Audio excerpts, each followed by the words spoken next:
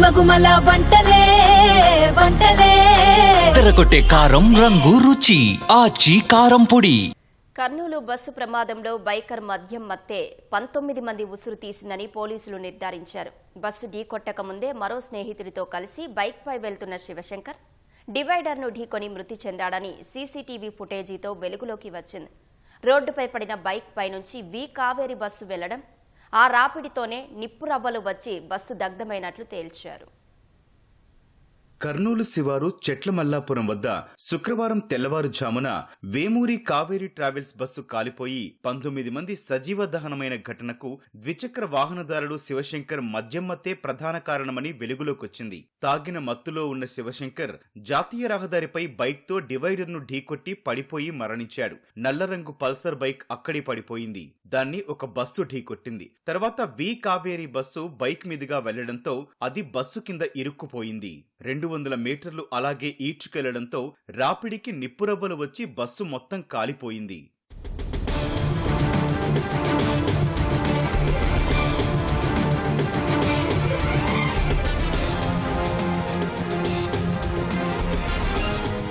తొలుత బైక్ ను బస్సు ఢీకొట్టడం వల్లే శివశంకర్ మరణించాడని అందరూ భావించారు. బస్సు రెండో డ్రైవర్ మాత్రం రోడ్డుపై పడి ఉన్న బైకునే తాము ఢీకొట్టామని, ఆ సమయంలో వాహనంపై ఎవరూ లేరని పోలీసులకు చెప్పాడు. ఆ దిశగా దర్యాప్తు చేసిన పోలీసులకు శనివారం ఉదయం కీలక ఆధారాలు లభించాయి. కల్లూరు మండల పరిధిలోని కియా షోరూం ఎదురుగా ఉన్న హెచ్పీ బంకులో పెట్రోల్ పోయించుకోవడానికి శివశంకర్ శుక్రవారం తెల్లవారుజామున 2:24 వెళ్లాడు. ఆ సమయంలో బంకులో ఎవరూ లేకపోవడంతో సిబ్బందిని పిలవడానికి గట్టిగా అరిచాడు.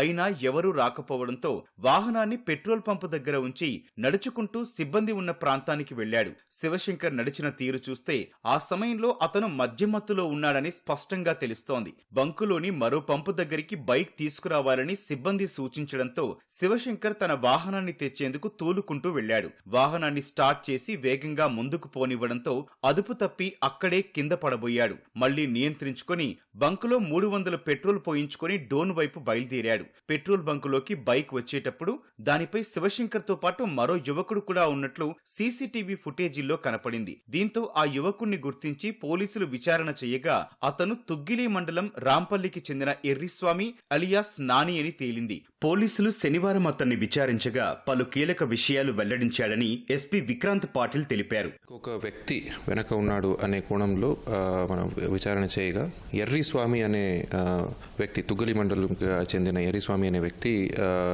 మనం అదుపులో తీసుకున్నాము. చనిపోయిన శివశంకర్ 2 వీలర్ రైడర్ చనిపోయిన ఎవరున్నారో అతనికి ఫ్రెండ్. సో ఇద్దరుగా ఫస్ట్ అతను వచ్చి కలిశాడు. ఆ తర్వాత నైట్ 2 o'clock దాకా ఇతని ఇంట్లోనే పడుకున్నాడు. ఇతను ఎవరు, ఎర్రిస్వామి అనే అతను. తర్వాత నెక్స్ట్ డే పొద్దున తుగ్గలిలో రాంపల్లి అతను ఊరు, రాంపల్లిలో అతను ఒక పెళ్లికి అటెండ్ అవ్వాలి, నేను బయలుదేరుతానన్నప్పుడు శివశంకర్ నేనే డ్రాప్ చేస్తాను, మిమ్మల్ని దోన్ దాకా డ్రాప్ చేస్తాను, అక్కడ నుంచి డైరెక్ట్ బస్సెస్ ఉంటాయి మీకు అని ఇద్దరు దాదాపు 2 o'clock బయలుదేరారండి. పెదటెకూరు దగ్గర ఉన్న పెట్రోల్ బంక్లో పెట్రోల్ పోసుకుంటారు 300 రూపీస్. అది సీసీటీవీలో మనకి రికార్డ్ అయింది. టైం వాజ్ అరౌండ్ 2:24 ఆ టైంలో. పెట్రోల్ పోయించుకున్నాక శివశంకర్ మద్యం మత్తులోనే ఎర్రిస్వామిని ఎక్కించుకుని బయలుదేరాడు. పల్సర్ వాహనం హెడ్ లైట్ పనిచేయకపోవడంతో బ్లింకర్ వేసుకుని ముందుకెళ్లాడు. ఇష్టారాజ్యంగా వాహనం నడిపి జాతీయ రహదారిపై డివైడర్ ను వేగంగా ఢీకొట్టాడని ఎర్రిస్వామి పోలీసులకు తెలిపాడు. శివశంకర్ తీవ్ర గాయాలతో రోడ్డుపై పడిపోగా తాను పక్కకి లాగి చూస్తే అతను చనిపోయినట్లు నిర్ధారణ అయ్యిందని వివరించాడు. ఆ ప్రమాదంలో తాను పడటంతో స్వల్ప గాయాలయ్యాయని చెప్పాడు. రోడ్డుకు అడ్డంగా పడున్న వాహనాన్ని పక్కకు లాగుదామని అనుకునే లోపే ఓ బస్సు దాన్ని ఢీకొట్టిందని, తర్వాత వేమూరి కావేరి ట్రావెల్స్ బస్సు వేగంగా వచ్చి ద్విచక్ర వాహనాన్ని ఢీకొట్టి దాన్ని ఈడ్చుకుంటూ వెళ్లిందని, దాంతో మంటలు చెలరేగాయని వివరించాడని ఎస్పీ వివరించారు. దోన్ వైపు వెళ్తుండగా వర్షం పడతా ఉంది, ప్లస్ స్కిడ్ అయి పడిపోయారన్నారు. స్కిడ్ అయి పడిపోవడం వల్ల శివశంకర్ అనే వ్యక్తి ఎవరు బండి నడుపుతున్నారు అతను అక్కడికక్కడే స్పృహ తప్పిపోయారు. ఇతను వెనక ఉన్న పిలియన్ రైడర్ ఉన్నారో డివైడర్ మీద ఉన్న గడ్డి మీద పడ్డారు కాబట్టి కాబట్టి చిన్న గాయాలతో బయటపడ్డాడు ఈయన. సో అది చూసి ఇమీడియట్లీ అతను రోడ్ మీద శివశంకర్ బాడీ ఏముందో అది పక్కన రైలింగ్ దగ్గర ఏముందో అక్కడ లాగి అక్కడ శ్వాసం ఉందా లేదా చెక్ చేస్తే లేదని చేసి తర్వాత నెక్స్ట్ బండి కూడా రోడ్ మీద ఉంది కాబట్టి అది తీయడానికి వెళ్తుండగా హైవే కాబట్టి స్పీడ్గా ఇంకా ఈ బస్ కాకుండా ఇంకో 1-2 బస్ కూడా పాస్ అయినాయి అంటున్నారు.